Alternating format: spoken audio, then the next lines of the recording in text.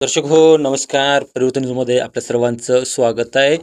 या व्हिडिओच्या माध्यमातून आपण उजनी धरणाची अपडेट पाहणार आहोत. सोलापूर जिल्ह्याची जलवरदायिनी असलेलं उजनी धरण हे झपाट्यानं वाढले.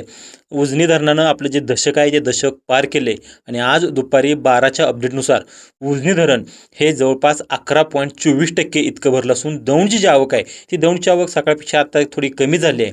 ती आवक 85,784 क्युसेक्स इतकी आवक सुरू झाली असून मात्र ही आवक जरी आत्ता कमी झाली असली तरी खडकवासला धरणातून जे आहे ते खडकवासला धरणातून जे पाणी सोडायला या ठिकाणी सुरुवात झाली आहे. खडकवासला जे धरण आहे ते खडकवासला धरण भरलंय. त्याच पद्धतीनं उजनीच्या धरण पांडुरक्षेत्रामध्ये जो काही पाऊस पडला आहे त्याचा परिणाम म्हणून हे ठिकाणी दिसून येते. आणि एकंदरीत आपण जर पाहिलं तर उजनीच्या वरची जे काही धरणं आहेत त्या धरणाची परिस्थिती आपण थोडी माहिती करून घेणार आहोत. त्यामध्ये जर आपण पाहायला गेलं तर उजनीच्या वरचे जे काही 25 धरणं आहेत त्या 25 धरणापैकी जवळपास आपण अपडेट पाहूया. कासारमाई धरण आहे ते कासारमाई धरण 100% भरलेलं आहे. त्याच पद्धतीनं खडकवासला धरण आहे ते 100% भरलेलं आहे. अजून काळमुडी जे धरण आहे काळमुडी धरणसुद्धा 100% धरण भरलेलं आहे. आणि 95% वरती वडिवळी धरण आहे ते 95% धरण भरले. इतर धरण त्या ठिकाणी काय भरलेत आणि त्या पद्धतीनं आता जे धरण भरलेत जे उजन्यावरचे धरण आहेत त्यामधून हा विसर्ग या ठिकाणी सोडायला सुरू आहे.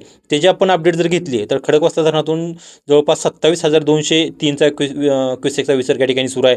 त्याच पद्धतीनं कासारमाई धरणातून 4,495चा विसर्ग सुरू आहे. आणि सगळ्यात महत्त्वाचं म्हणजे काय कळमुडी जी धरण आहे त्या धरणातून जवळपास 31,500चा क्युसेक्स आणि वडज धरणातून जवळपास 14,000चा विसर्ग या ठिकाणी सुरू आहे. त्यामुळे एकंदरीत हा विसर्ग पुढे आल्यानंतर दौंडमार्गे उजनीत मिसळला तर उजनीची आणखीन पाणी पातळी या ठिकाणी वाढू शकते आहे. सध्या तरी उजनी धरण आहे ते उजनी धरणानं आपलं दशक पूर्ण करून ते आता 2 दशकाकडे त्या ठिकाणी वाटचाल करायला दिसून येते. त्याचे अपडेट आहेत ते अपडेट आम्ही तुमच्यापर्यंत या व्हिडिओच्या माध्यमातून पोहोचवतोच. त्यासाठी आपलं चॅनल नेहमीप्रमाणे तुम्ही लाईक करा, शेअर करा आणि सबस्क्राईब